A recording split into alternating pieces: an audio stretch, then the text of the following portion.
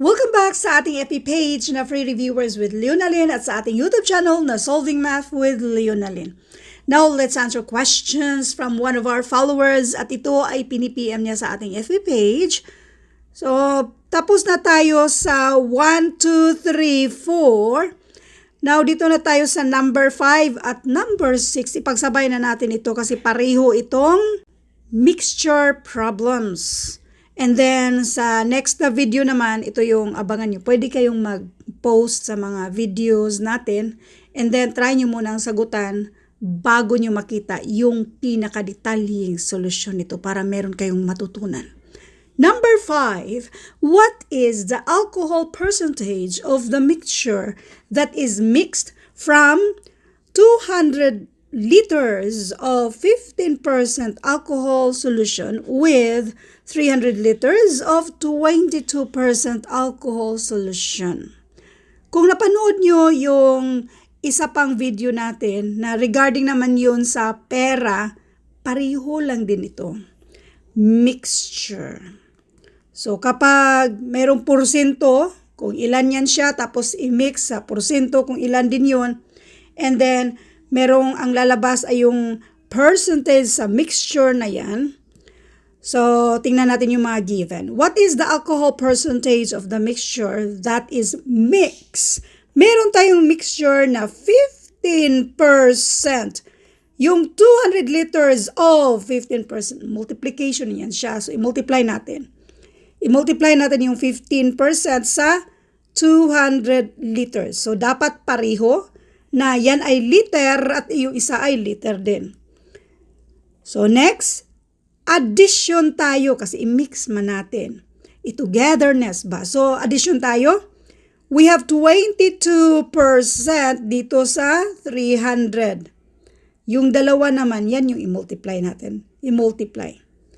Ang result daw, okay, remember, itong litro na ito, si 200, kapag i-add si 300, di ba kapag i-add yan, that is 500.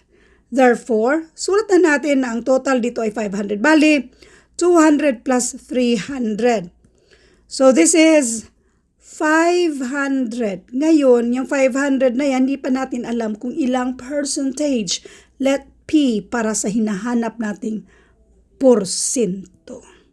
So, ngayon, ito na yung solution kung saan pwede na nating isolve yung value ni P. Ito na yung equation sa mixture na ito.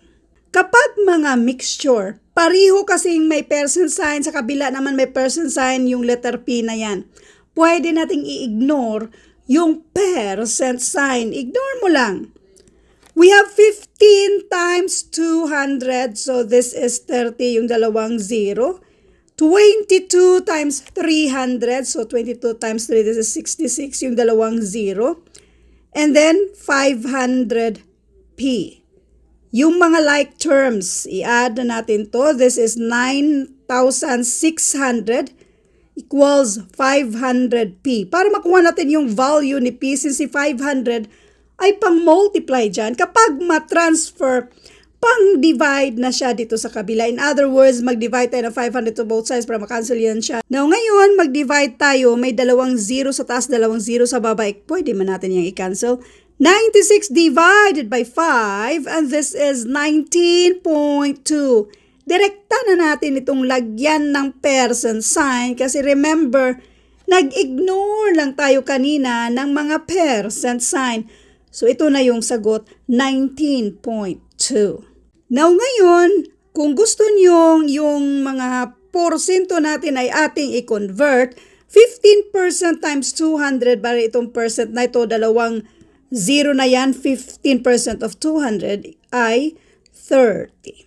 Then, 22% of 300, i-cancel na natin yung percent sign, dalawang 0. So, ito lang ang i-multiply natin. In other words, 22% of 300 ay 66.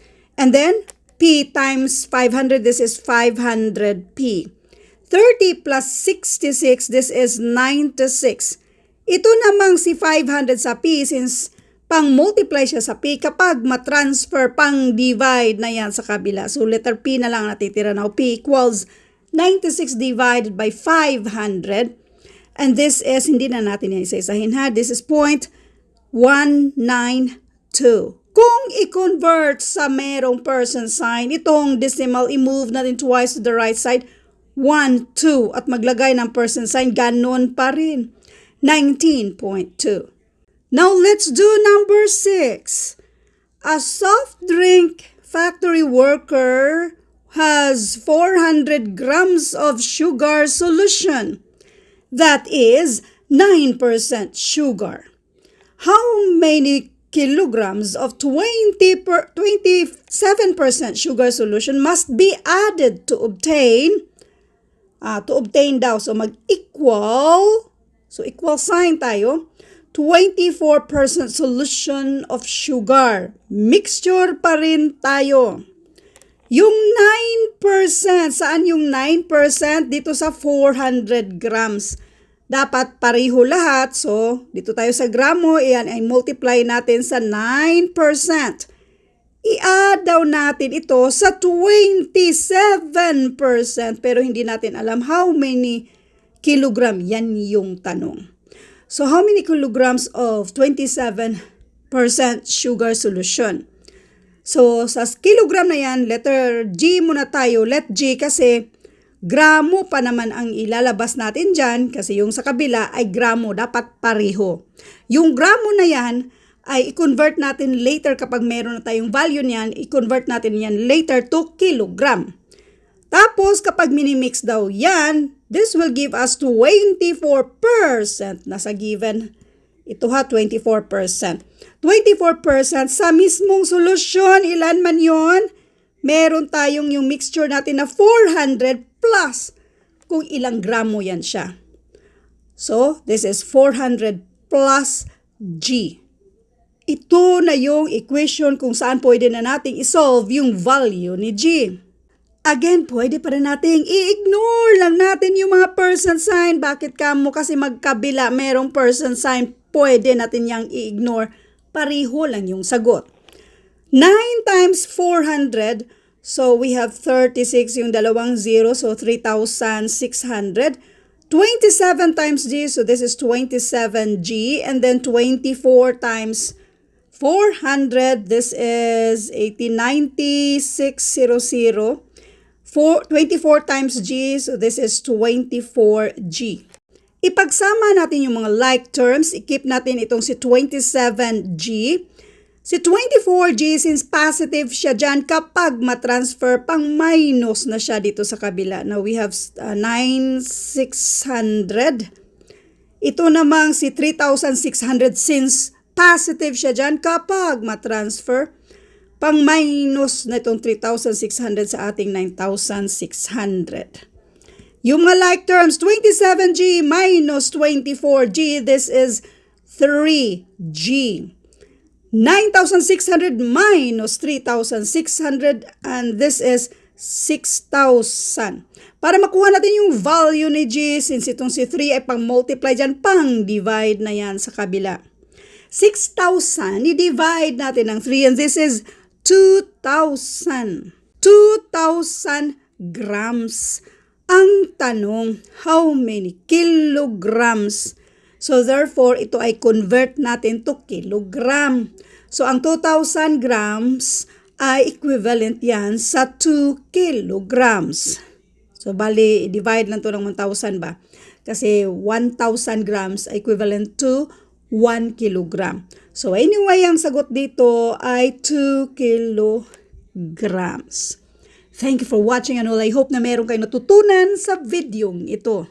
Thank you and God bless.